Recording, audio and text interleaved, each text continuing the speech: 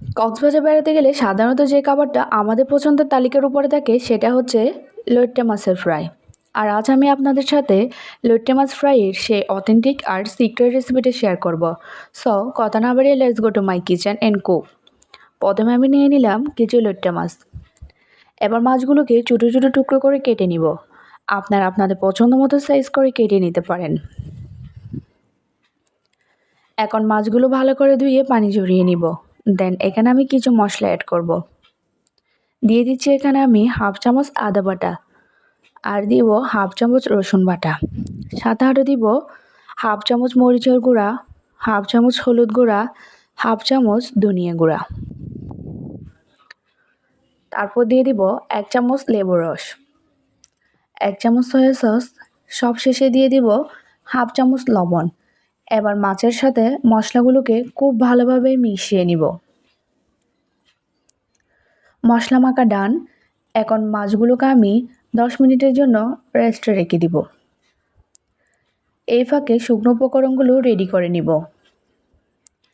একটা বাটিতে নিয়ে নিব 1 কাপ ময়দা, 1 টেবিল চামচ কর্নফ্লাওয়ার, 1 টিস্পুন মরিচের গুঁড়া, হাফ চামচ কালো গোলমরিচের গুঁড়া আর লবণ দিয়ে সব কিছু ভালো করে মিশিয়ে নিব। 10 মিনিট রেস্টে রাখা হয়ে গেছে। এখন মাছগুলোকে আরেকটু মাখিয়ে নিব। এখন 7 থেকে 8টা মাছের টুকরো নিয়ে ময়দার মিশ্রণে দিয়ে কোট করে নিব। দেন একটা স্ট্রেনার নিয়ে অতিরিক্ত ময়দাগুলো ঝেড়ে ফেলে দিব। তারপরে স্ট্রেনারটা নর্মাল পানিতে জাস্ট কয়েক সেকেন্ড ডুবিয়ে রাখবো। তারপর পানি ঝরিয়ে উঠিয়ে আবার মাছগুলো ময়দার মিশ্রণে দিয়ে ভালো করে কোট করে নিব। তবে আপনারা চাইলে একবার কোট করে মাছগুলোকে ফ্রাই করতে পারেন। এখন চুলায় একটা প্যান বসিয়ে পরিমাণ মতো তেল দিয়ে তেলটা গরম করে নিব। তারপর একটা একটা করে মাছের টুকরোগুলো তেলে দিয়ে দিব। চুলার হিটটাকে হাই মিডিয়ামে রেখে লইট্টা মাছগুলো ভেজে নিব। লইট্টা মাছগুলো ভাজতে আমার প্রায় 7 থেকে 8 মিনিটের মতো সময় লেগেছে।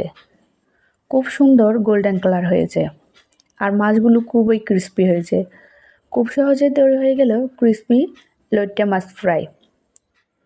উপরটা অনেক ক্রিস্পি হলেও ভেতরে থাকবে অনেক সফট আর জুসি।